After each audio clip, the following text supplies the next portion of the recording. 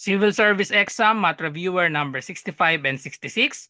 Tungkol parehas ito sa motion problem. So i-post nyo muna, try nyo sagutan bago panoodin ang solution ko. So number 65, the average rate of an employee walking is 1,680 meters per hour. If the distance of his office from his house is 700 meters, what will be the latest time that he can leave his house to be able to reach his office at exactly 7:45 a.m.? Okay, so pag tinignan natin yung mga choices dito, puro in minutes, ano? So 7:30, 7:25, 7:20, 7:15, and 7:05. Tapos yung given natin, 1,680 meters per hour. So okay siguro i-convert muna natin itong 1,680 sa meters per minute. Kasi mga choices natin, puro malapit sa 7:45 a.m. So yung pagitan, yung mga choices natin. So in minutes dapat. So para mapabilis ang solution, i-convert muna natin sa minutes. Then use natin yung formula ng distance. Ang formula ng distance ay rate times time. Rate or ito yung speed. Ang hinahanap natin dito, what will be the latest time? Latest time that he can leave his house. So formula ng time dapat ang derive natin ang formula ng time. Distance lang ito, divide natin both both sides by rate. Ang formula ng time ay magiging distance over rate. So may given na tayo dito. Ang distance natin, okay, so i-substitute na natin muna dito tapos i-convert natin na mamaya. Ang distance dito ay itong 700 meters. 700 meters ang distance. Tapos ang rate natin, ito yung speed, 1,680 meters per hour. 1,680 meters per hour. So kailangan i-convert muna natin itong 1,680 meters per hour sa meters per minute. Para in minutes natin kailangang isolve, tsaka natin isa-subtract dito sa 7:45 a.m. Pag dinirect divide kasi natin ito, magiging decimal lang sagot natin. Kaya ang gawin natin, i-convert muna natin ito sa per minute. Okay? So, pag nagko-convert tayo, 1,680 meters per hour, kailangan i-multiply lang natin sa conversion nito. Kino-convert natin hour, so dapat yung hour nandito sa taas, yung minute naman nandito sa baba. Para pag minultiply, makakancel yung hour. Ano ba ang conversion ng hour sa minute? Meron tayong 1 hour ay equal sa 60 minutes. So cancel na yung hour, ang matitira na lang 1,680. So magiging 1,680 meters per minute na siya. So meter per minute na ito. So may 60 dito, i-divide lang natin manually. Pwede nating i-cancel yung 0, tapos i-divide natin 168 divided by 6.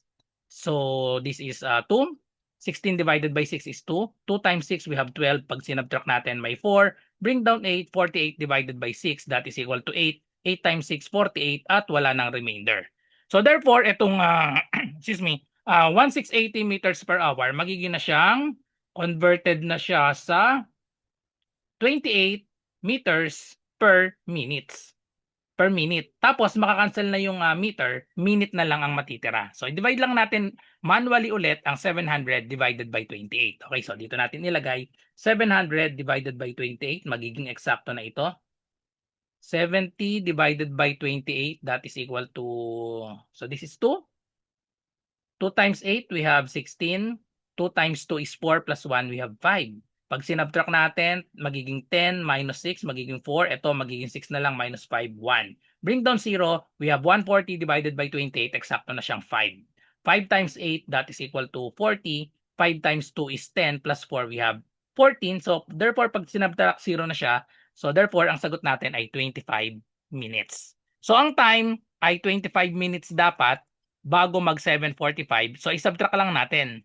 7:45 a.m. minus 25 minutes. So 0 yung hour, 25 minutes. Pag sinubtract natin, ang magiging sagot natin ay 45 minus 25. The answer is, so 0 ito, 4 minus 2 is 2. So therefore, kailangan umalis siya ng 7:20 a.m. para umabot siya ng 7:45 a.m. And yun na yung latest time, 7:20 a.m. So the correct answer is letter C. Sa mga naghahanap po ng murang civil service exam review, ito po yung offer ko sa inyo. 99 pesos lang po, all in na po ito. Meron tayong 500 slots na available. Ito po yung mga inclusion niya, 10 days math and logic tutorial via Zoom. Online po ito ha. So ang schedule na itong 10 days, ito po. Ayan, Math and Logic. 7 to 9 p.m. po lahat ito, MWF po ito. So July 6, integers, PEMDAS, GCF, and LCM. July 8, fractions and decimals. July 10, law of exponents and radicals and unit conversion. July 13, number series and number analogy. July 15, basic algebra. July 17, percentage, ratio, and proportion. July 20, word problems.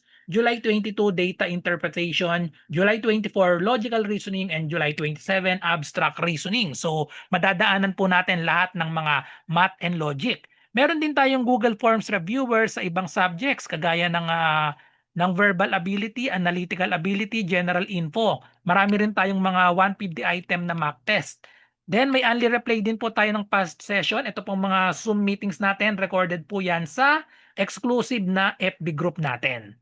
So ano pong inaantay nyo, mag-message lang po kayo sa akin dito sa aking FB RJ Enseñado.